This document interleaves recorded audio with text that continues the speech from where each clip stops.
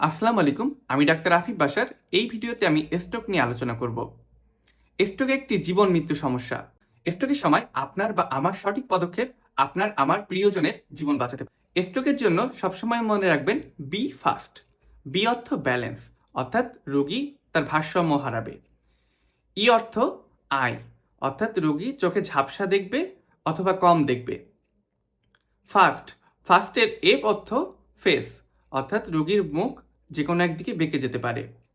এ অর্থ আর্মস, অর্থাৎ হাত বা পা দুর্বল হয়ে যেতে পারে।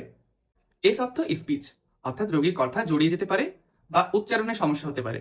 টি অর্থ টাইম, অর্থাৎ এখানে সময় দিয়ে দ্রুত হাসপাতালে যোগাযোগের কথা বলা হয়েছে। স্ট্রোকের এসব লক্ষণ দেখা দিলে দ্রুত হাসপাতালে আসুন। পরবর্তীতে সিটি স্ক্যানের মাধ্যমে নিশ্চিত হতে হবে এটি ইসকেমিক স্ট্রোক নাকি হেমোরেজিক স্ট্রোক। দুই ধরনের স্ট্রোকে দুই রকম চিকিৎসা, তাই স্ট্রোক কোন ধরনের সেটি নিশ্চিত